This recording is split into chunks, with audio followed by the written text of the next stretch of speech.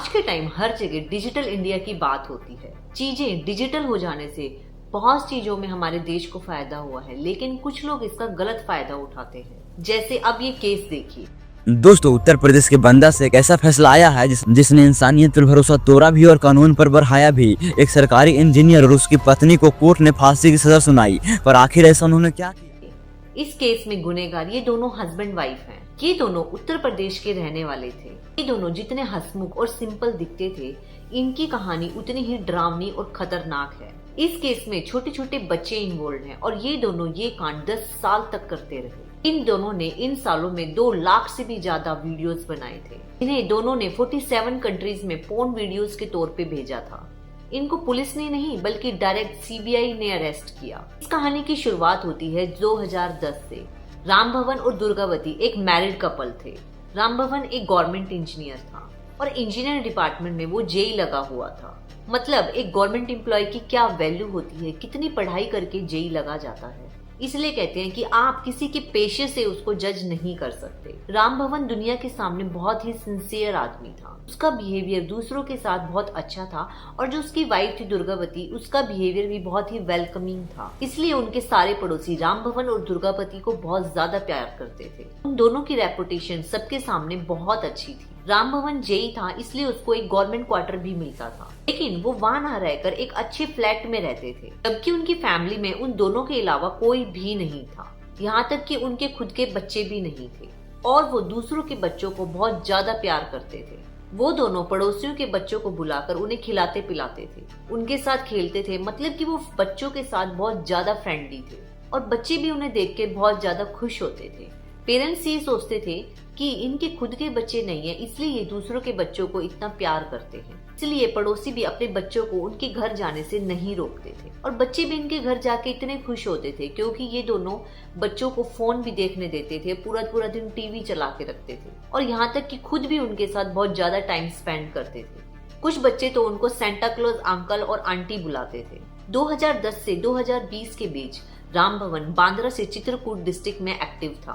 यहाँ पे ये किराए के मकान में अपनी पत्नी के साथ रहता था। पड़ोसियों का दिल जीतकर वो उनके बच्चों को अपने घर खेलने के लिए बुलाते थे। लेकिन इसके पीछे जो सच्चाई है वो सुनकर आपका भी इंसानियत पे से भरोसा उठ जाएगा। इस कहानी में शॉकिंग ट्विस्ट आया 2020 में, जब सीबीआई को इंटरपोल से ये रिपोर्ट मिली कि कोई इंडिया से disturbing, inappropriate child content on dark web पे इन्वॉल्व है। उन्होंने सीबीआई को एक फोन नंबर शेयर किया, जिसे ट्रेस करते हुए सीबीआई वाले दुर्गावती और राम भवन के घर पहुंच गए। सीबीआई ने उन दोनों के खिलाफ एफआईआर दर्ज की।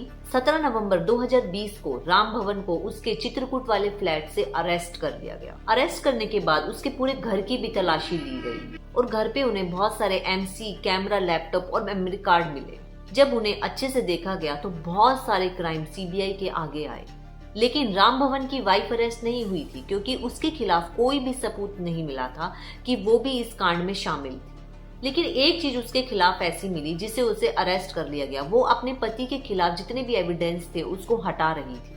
वो अपने विक्टिम्स को डरा रही थी कि वो किसी को कुछ ना बताए और कुछ महीने बाद उसको भी अरेस्ट कर लिया गया। अब सीबीआई ने दोनों से पूछना शुरू किया। जो भी उन दोनों ने बताया वो सुनकर सब लोग दंग रह गए। बच्चों के लिए प्यार और अपनापन सिर्फ एक ढोंग था। ये सिर्फ इसलिए था ताकि वो अपने गंदे इरादों में कामयाब हो सके।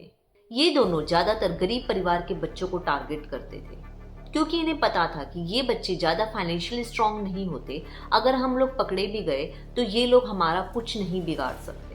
हर बच्चे के लिए अलग अलग टैक्टिक यूज करते थे। किसी को चॉकलेट, किसी को वीडियो गेम्स या किसी को खिलौने देके अपने पास बुलाते थे और बच्चों के साथ साथ उनके पेरेंट्स को भी बहुत जल्दी मैनिपुलेट कर लेते थे। और एक बार बच्चा उनके साथ घुल मिल जाता था तो वो उनको अपने घर बुलाकर उनके साथ बहुत घिनौनी हरकत करते थे। ये आदमी बच्चों के साथ सेक्सुअल अब्यूज करता था और दुर्गावती इनकी वीडियोस बनाती थी और ये इन वीडियोस को डार्क वेब पे भेजते थे। ये लोग 3 से 16 साल के बच्चों को टारगेट करते थे और ये काम करके इन्होंने डार्क वेब पे लाखों रुपए कमाए। ये उन बच्चों को बहुत ज्यादा मेंटली टॉर्चर भी करते थे।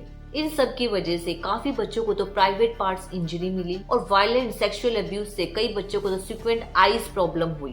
25 लड़कों को दिल्ली एम्स के एक्सपर्ट ने एग्जामिन किया तो उसमें पता चला कि कई छोटे बच्चों को तो डीप साइकोलॉजिकल ट्रॉमा था। मतलब आप सोच सकते हैं कि छोटे बच्चों पे क्या क्या बीती होगी।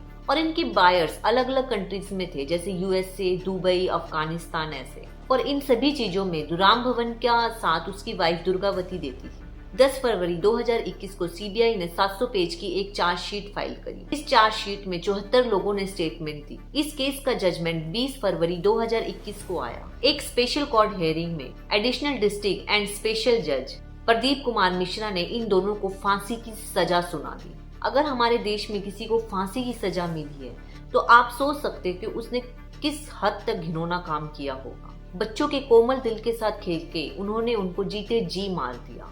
ये one of the rarest of the rare case of the India है। इन दोनों को Indian penal and POCSO act के तहत कन्विक्ट पाया गया है। कोर्ट ने गवर्नमेंट को ऑर्डर दिया है जो भी फैमिली इस चीज से अफेक्टेड हुई है उस हर परिवार को 10 लाख रुपए दिए जाएं। तो मैं तो यही कहूंगी, प्लीज अपने बच्चों का और अपने परिवार का ध्यान रखिए। आंख बंद करके आप किसी पे भी भरोसा मत कीजिए, ये कलयुग है। ये कहानी सुनने के बाद आपका इस बारे में क्या कहना है कमेंट करके जरूर बताएं। Thank you.